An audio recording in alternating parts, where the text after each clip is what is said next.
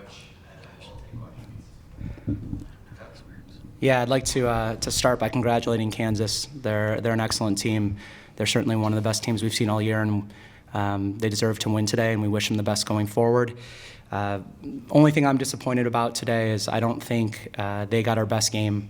I think we're a better team than we showed today, and you'll have those days. So very fortunate to be with these ladies. Incredibly proud of the season that we've had together, and looking forward to many more, hopefully. Coach, Kansas scores 5 minutes into the match. How much does that change the game plan for you going ahead? I don't think it changed the specific game plan itself. I think it changed the tide of the game. So I believe the first 4 or 5 minutes of the game, it was played entirely in Kansas' half. I don't know if they actually had settled the ball and completed a pass, and we were what we like to say on the front foot. It was, Grace is an unbelievable player. She should have been the Conference Defender of the Year, but it was a mistake. Mistakes happen, and who will never know. But I just think we didn't respond great to that goal. I think it maybe put a little bit of doubt in our minds. I don't think we've had doubt in our minds for a long time.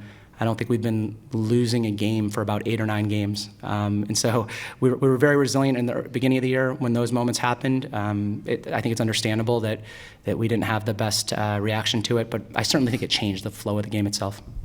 And a little bit more big picture here, but as the program continues to grow, what does this senior class mean to you and to the program? Well, I mean, it means everything at this point. Before the season began, I told friends, colleagues, family, I told the team itself, we're going to go as far as the senior class takes us. And this is certainly the strongest senior class we've had, in at least my short tenure. And, I have the 2 women sitting in front of me who I think were the best attacking player in the conference and the best defender in the conference. We had a goalkeeper who I think gave up maybe 2 or 3 goals all year, splitting time.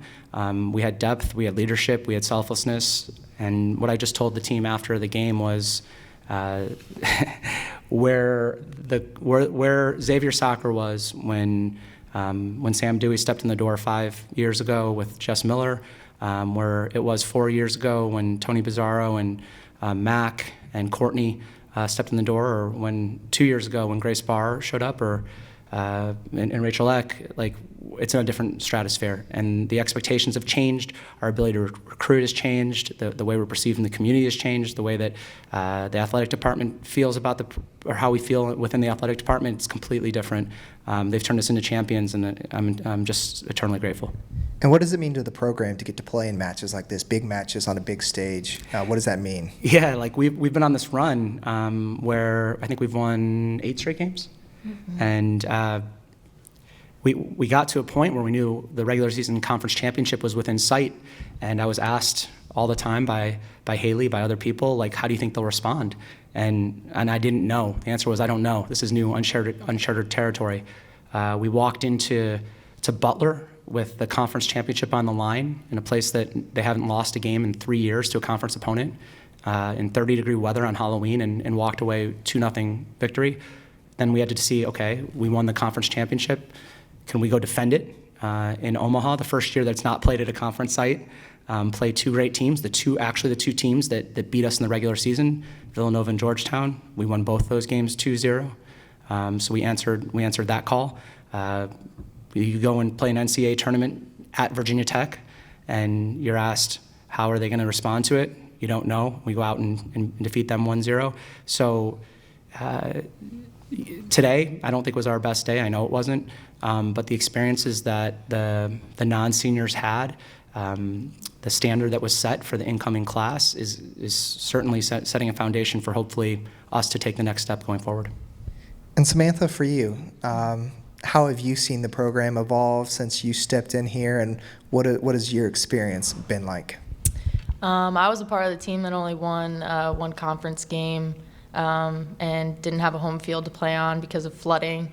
So whenever I'm asked where the program is now compared to where it was, I always think about how I felt when I was part of that team. And that season was really chaotic, and it just didn't ever feel like we could put 2 and 2 together. And so when we got a coaching change and Coach Nate came in, from the get-go, it was like there was a standard set, and you knew what precedent you had and standard that you had to uphold.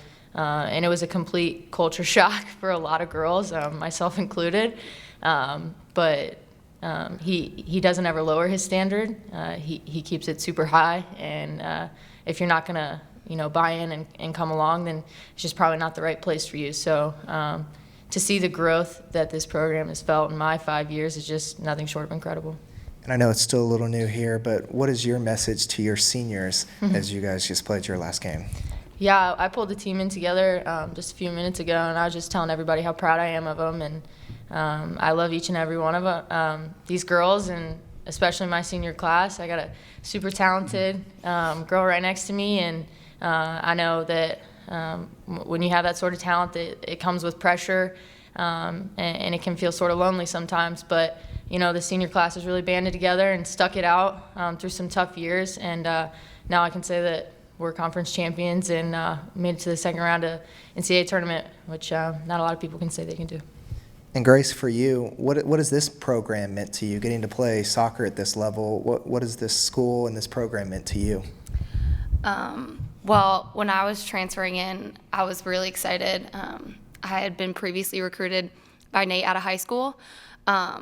So going into a coach who was confident in me, saw me play throughout my youth career, I knew it would be a good fit. And then I liked that it was on the uprise and that a lot of us could come together. Maybe we're not the most talented team. We're not in a Power 5 conference, but if you stick to what your coach and if you stick to how you want to play and believe in yourselves and like that work ethic, I think we've shown that we can compete with anybody. So it's meant more to me than I can imagine. When I committed in high school, if I could say this is how my career would end, I wouldn't pick it any other way. If you had the chance to give a message to the underclassmen that are still moving forward with their careers, what would you tell them? I would tell them never to settle, just to keep working. I don't think there's any ceiling on anybody's potential on this team. I think everybody has room to grow. Not to say that they aren't amazing women on the field and off the field already, but to just keep growing, to keep working, to keep enjoying your time with your teammates, enjoy the feedback you get from your coaches, because as Sam and I sit here, like, it's gone. And as upsetting as that is, we would go back a million times. We'd run the beep test a million times more to keep going. So for them, the program is only going up from here, and I hope that they know that there's no limit to what they can do. Thank you. Thank you. Thanks, guys.